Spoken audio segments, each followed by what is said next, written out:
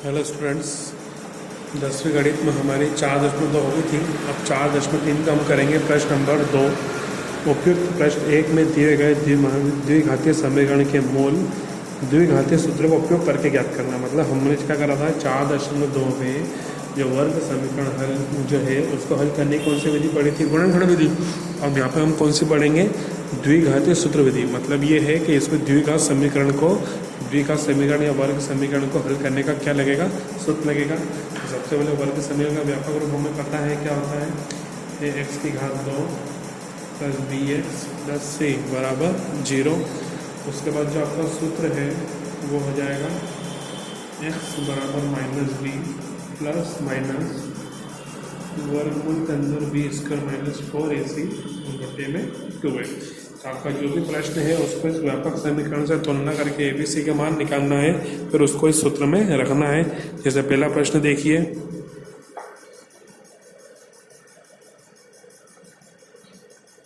जो प्रश्न नंबर 1 में दे रखे उन्हीं को प्रश्न नंबर 2 में हमको हल करना है। तो प्रश्न क्या है? 2x की घात 2 माइनस 7x प्लस 3 बराबर 0। 2x की घात 2 माइनस 7x प्लस 3 बराबर 0। तो सबसे पहले क्या करेंगे, हम ये देखेंगे कि हमारा प्रश्न व्यापक रूप में है या नहीं। सबसे पहले x की घात 2 वाली संख्या, फिर x वाली संख्या, फिर कांस्टेंट और आखिरी में RHS में 0।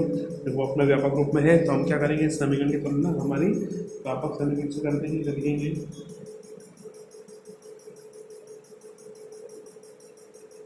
समीकरण की तुलना एक्स की घात 2 प्लस बी एक्स प्लस सी बराबर 0 से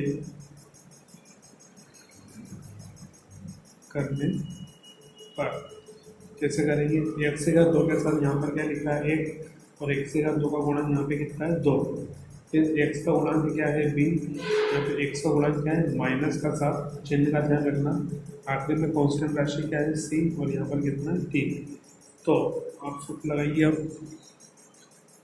एक्स बराबर minus b plus minus b की घात 2 माइनस 4ac बटे में 2a।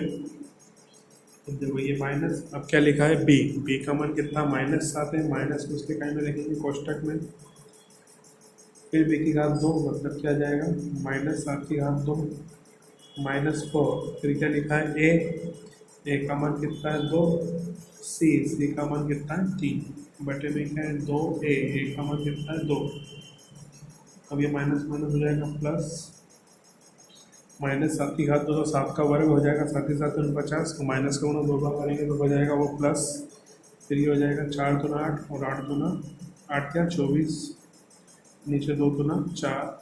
अब 49 में से 24 का हो जाएगा माइनस हो जाएगा। x बराबर 7 प्लस माइनस 49 प्लस 24 का तो बचा 25 बटे में 4।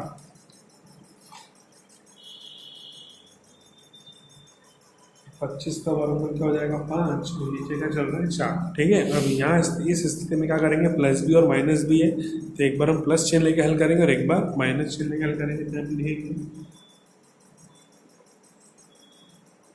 प्लस चिन्ह लेने पर, मतलब से प्लस ही लेंगे। एक्स बराबर 7 प्लस 5 बटे में 4, तो 7 और 5 12 बटे में 4, 4 एकम 4, 4 दिया 12। एक्स का मान कितना आ गया 3। अब कौन सा चिन्ह लेंगे? माइनस चिन्ह यहाँ पे लिखेंगे।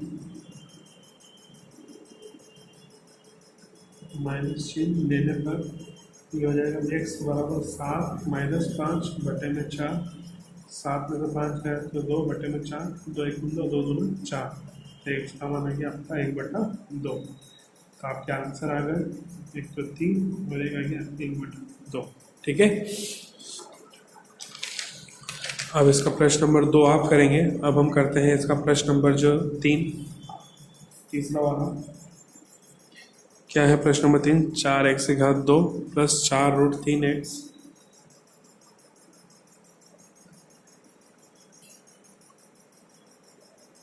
प्लस 3 बराबर 0।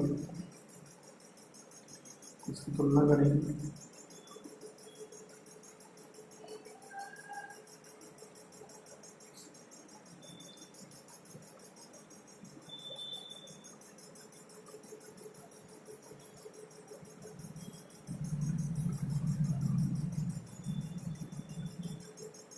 एक्स की घात 2 का गुणा क्या है ए, इधर एक्स की घात 2 का गुणा कितना है 4, फिर एक्स का गुणा है बी, इधर एक्स का गुणा कितना है 4√3, लास्ट में कांस्टेंट कितना है सी, इधर कितना है 3। तो एक्स बराबर सूत्र लगाते हैं minus b plus minus b की घात 2 माइनस 4ac बटे में 2a। अब एक्स बराबर माइनस ये क्या लिखा बी का मान कितना है 4√3, तो बी की घात 2 मतलब 4√3 की घात 2 माइनस 4, ए का मान कितना है 4 और सी का मान आपको 3, नीचे 2a, तो ए का मान हो गया 4।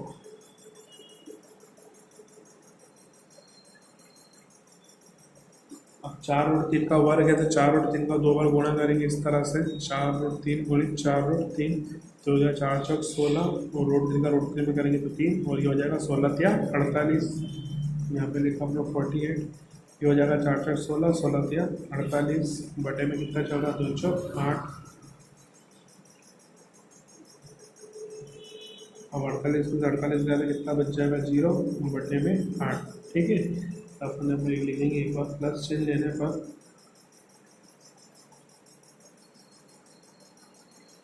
x बराबर -4√3 प्लस 0 बटे में 8, 0 हट जाएगा तो माइनस का 4√3 बटे में 8, 4 एकम 4, 4 दूनो 8, तो कितना आ गया x का मान माइनस का √3 बटे में 2, और माइनस चिन्ह लेंगे तो भी आंसर वही आएगा, तो यहाँ पे डायरेक्ट लिख देंगे हम इसी प्रकार x बराबर -√3 बटा 2, तो ये इसका आंसर हो गया -√3 बटा 2 और -√3 बटे में 2, ठीक है।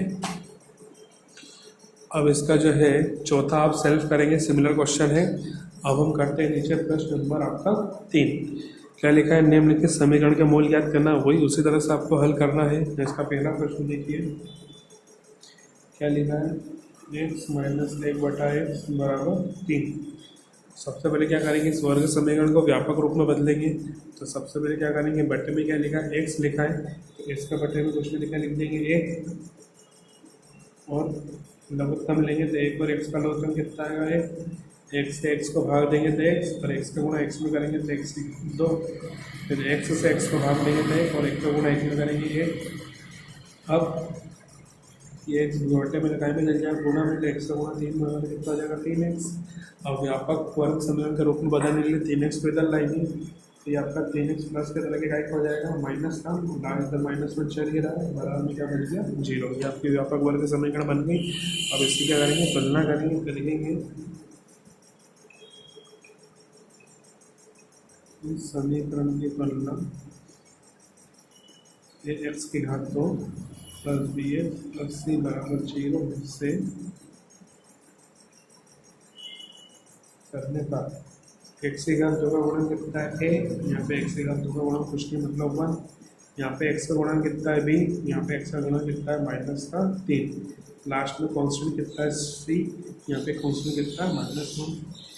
तो सूत्र लगाया x बराबर -b प्लस माइनस बी की घात 2 माइनस 4ac बटे में 2a, ये माइनस बी का मान कितना -3, तो माइनस का कोष्ठक में, फिर बी की घात 2 मतलब -3 की घात 2 माइनस 4ac, तो ए का मान 1 और सी का मान -1, तो माइनस है तो इसको भी कोष्ठक में रखेंगे, नीचे 2a, तो ए का मान कितना है 1,